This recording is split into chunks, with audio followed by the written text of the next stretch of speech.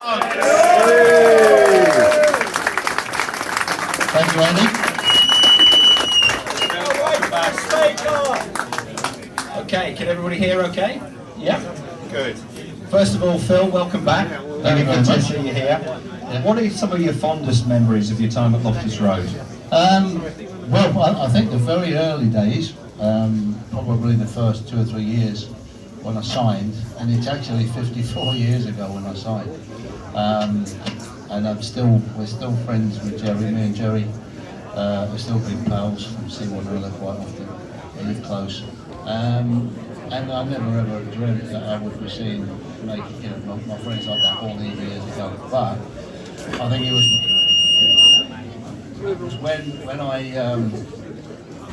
when I first came here.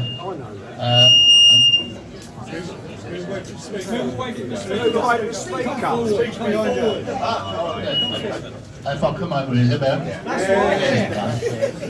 That was when I first came and I met Jerry, and then the first 3 years I was in Dick's, the first two of those years before I got married, and I had a great time, and it was probably my best time that I can remember in football.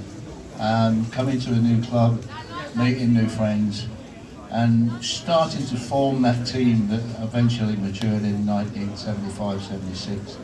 We had obviously Ian Gillard, Jerry Francis, myself and Dave Clement. We were all youngsters together, similar age, and we all got on so well. And then, as I say, Gordon Jago came along. Les Allen signed me, but Gordon Jago came along. Les Allen didn't last very long, victim of bad results, unfortunately. You see it more often now than he was then. Gordon was the man who was already in the club, and he took over. And a lot of people don't really give him the credit he deserves for starting, putting that side together. That actually Dave Sexton then came in and took over, and obviously the rest is history. It's the best team never to have won the league, but for me, it's the best side that I've ever played, without a doubt. I would agree with you about Gordon. I think he built the team in many ways, and Dave Sexton put the finishing touches to it, really. What were the differences that you would say Dave brought that was different from Gordon as a manager? I think that Gordon was more of a coach to please kind of everyone. I don't think Dave really bothered too much about what people thought. He didn't really care what the fans thought, what everyone else. I mean, he wanted to please the fans, obviously, but he was putting the side together. It was purely personal for him, I think. He was so intense on football. Some days you'd walk into training and you'd walk past him. He'd be coming towards you and I'd say, "Morning, Dave," and you could see he was miles away. And he'd get 10 yards past me and he'd turn around and say, "Oh, sorry for morning," he said, "I was miles away." But he had his mind on football all the time. And I think that was the difference between him. Gordon wanted to please everyone, didn't want to upset anyone. I don't think Dave cared really, that if he did something and someone didn't really like it, okay, you have to learn to live with it. Dave was a real student of the game, and he was a big admirer of the West German 74 World Cup team and the Dutch 74 World Cup team. And soon after that, we started playing a lot of the top teams in Europe in friendlies for, presumably, Dave getting ready for what he thought was going to be a European campaign, which of course came off. It did come off it. Yeah. And we played Borussia Mönchengladbach in Marburg, and I think you got Wolfgang Kleff, the Borussia Mönchengladbach's goalkeeper's gloves in July '75, which was a big deal at the time. Well, the story, what happened was that we went to this little village. It wasn't in a big stadium, I think. It was in a village. It was an exhibition game, but a serious exhibition game. We were playing the German champions. I don't know how many people were there. I mean, it wasn't many, but it was one of those pitches where you see everywhere, like Oxford's pitch, like they got concrete posts with railings all around it. And we had 2 little dugouts, things for the fans for the managers to sit. And it was absolutely peeing down with rain. And all we had was those green cotton gloves, if you remember in the old days. That's all we had. And so I'm out there warming up. I can't remember who was warming me up, but I was warming up out there. And this come over to me, their goalkeeper's come over. And he went, perfect English, but better English than I did. I mean, I come from the Midlands, so that's not hard to do, is it, really, to be honest. But so he came and he said, "Going to try these?" He said. It's a new brand of gloves that we're just trying over here in Germany. He said, "I think you'll like them." So, okay, I've got these gloves, and I'm thinking to myself, yeah, right, okay, I'm going to put these gloves on. I'm going to be like trying to catch a bar of soap, isn't it? You know, he's going to stitch me right up there, this guy has. So anyway, I put them on, and in the warm-up, and I'm warming up, and all of a sudden it's like, boom, the ball's sticky. It's like glue, like you have super glue on your hands. It was absolutely amazing. And so we played the game, they did okay, but we beat them 4-1, and I went in afterwards, and Dave was always the first. He loved anything, any gimmicks and things to do with football. I mean, I always remember him buying these big tall dummies from some place where we went, maybe Sweden or somewhere, and poor old Roy, Francis, Jerry's dad, had to pack them all up in the skips and bring them back. He just bought them on the spur of the moment, and they formed a wall. So, you know, instead of having proper, you know, your guys or your team in the wall, you had these big things you could move around. So he looked at these, he went, wow, he said, these look good.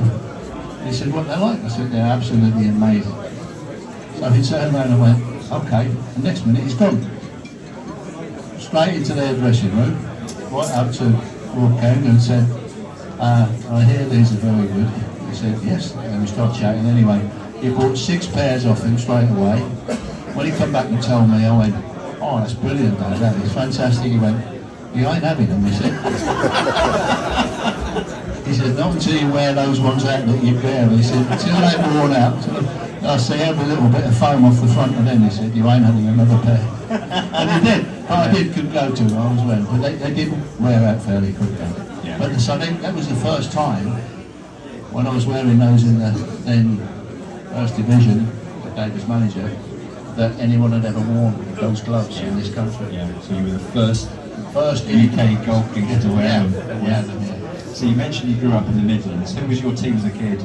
I had to be Wolves. I mean, yeah, I was born 3 miles from where they, from Molyneux, and yeah, they had that really fabulous side in the 50s. They were the side to beat. I always remember going down there when I think they were the first team to play European football. Like they used to play floodlit games.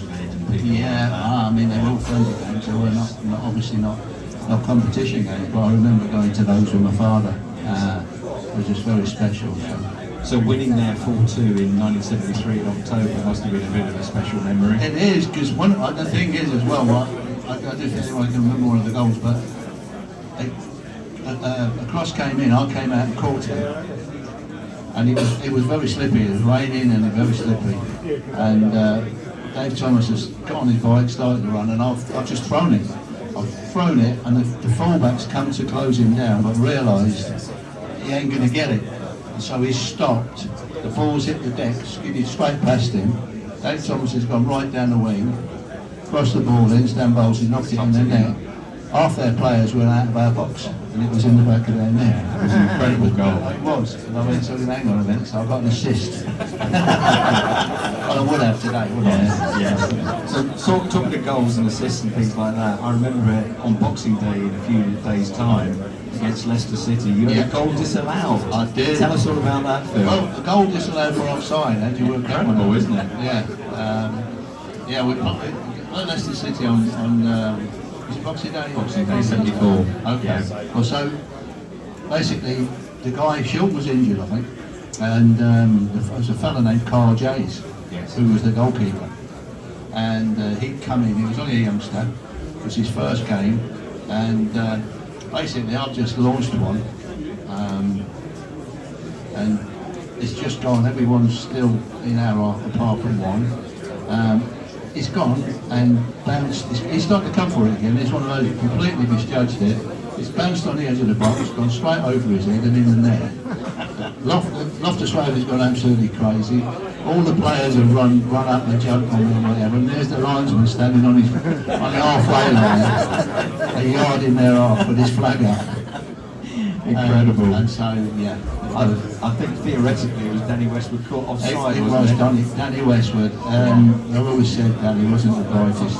I mean, he'd be a yard off in your own. Very good. So when you were growing up as a kid, who were some of your favourite goalkeepers? Who inspired you? One was Bert Williams, because he was a Wolves goalkeeper, an England goalkeeper. He used to run he had a sports business, sports wholesalers in Bilston, a place called Bilston. And I used to go and call in sometimes on the way back from training when I was at Warsaw and speak with him and just talk to him and that. And he was really, really sort of like, he'd see me playing, he'd talk me through sort of stuff, and it was really nice to be able to bounce things off. So there was him. I met Bert Troutman. Very good. Another, great goalkeeper. Another legend of goalkeeping, yeah, and that was up at Stockport. And then when I started down here in London, my hero, if you like, or whatever, one I've always looked up to, is Pat Jennings. Pat Jennings. Yeah. Wonderful keeper. He's a great keeper, but he does it with no fuss. He's always been that way. Yes. And from that era, Jennings obviously stood out. He was a great keeper. Who were some of the other keepers that you really respected and rated as goalkeepers? Shelton obviously was an amazing goalkeeper, but he was a manufactured goalkeeper. He made himself. I mean, I don't think he had that too much of a natural ability. He was very, very fit. But Ray Clements, I love Ray Clements. Yes. Ray was very natural goalkeeper as well. Yeah. Yeah. Yeah, there was just all those. Obviously, Gordon Banks, you've got to say as well. Banksy, but he came. I never played against Gordon. I was in the England squad with him at the end of his career, and you know, I think he's possibly the best international goalkeeper we've ever had. So you made your England debut against Portugal in Lisbon in '74. A certain Stan Bowles played in the same game as well. He did, yeah. Well, there's a great photo. There's a great photo of me carrying Stan in my arms. I think if you ever get to see it, it's a good one. It's a really good one. Yes. Like, just like Messi and training, but Barty Fresco did it. I think Yes. he asked us to stage it. But yeah, we did, and there was 6 new caps in that thing, in that team. Including a young man who I get to meet later in life, named Trevor Rookie. Yes. Trevor made his debut in that one as well. There were lots of players. Obviously kept the clean sheet. Yeah. So Ralph Ramsey's last game. Ralph Ramsey's last game, and then in comes Benjamin Reddy. Yeah. Probably the reason I never got another cap was because I told him to wear fob. That might do it, possibly. I think that might have hindered it a little bit. I never regretted it though, because I could see what he was. He was only interested in money. Yes. Yes. So, bringing things to an end, well, obviously we can't not talk about the 1975 team, Phil. You were player of the season that year, which was pretty good going considering how good a team it was. Yeah. What are your memories of that season? The thing we did a video of that, a DVD of that game, and Jerry goes on there at the end of it, and Stan got the right ump. He got the right ump that I won Player of the Year. Stan thought he should have been the Player of the Year, and basically he wanted to win everything, Stan, anyway. But Jerry, they asked Jerry at the end, they said, what do you think about Stan getting the ump about Phil winning the trophy? And Jerry turned around to him and went, without Phil, he said there wouldn't have been a championship challenge. And that's what I was always like, wow. Very true, very true. It sort of shut Stan up anyway. 2 final questions. In the 70s and 80s, on a sunny day, goalkeepers always wore a cap. Now, you never see a goalkeeper in a cap. Do you have any idea why that is? I don't know whether, unless it's the fact that the stands are much bigger now. You know, I don't know. It could be. But I always remember one place you had to wear one was at Wimbledon. Yeah. A, because their stand was so low at the one end, and B, the ball was never on the ground. It was always up there anyway, wasn't it?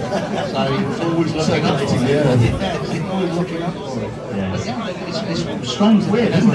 Never ever wear them. Yeah. And the last question, your favourite memory of your time at Loftus Road, what would it be? It's a difficult one because I had lots and lots of memories. I mean, the crowd have always been great. And right from the very first time I started playing, right the way through to obviously when I left. And it's obviously got to be a bittersweet moment of that final game against Leeds in 75-76 when we won 2-0 and finished top of the league, albeit for those few days until. And it's something that I look back and it would never happen now anymore because everything has to finish on the same time. You know, so yeah, it's a little bit of a bittersweet moment, but it was Be a no great. match at Molineux 10 days later. No, it was a great way to send off for the fans because they hung up in the stands with everyone, you know, and for that little moment, for that 14 days or whatever it was, 10 days. We were kings of the world. Great memories. Phil, Great, thank great. you very much. Thank you very much.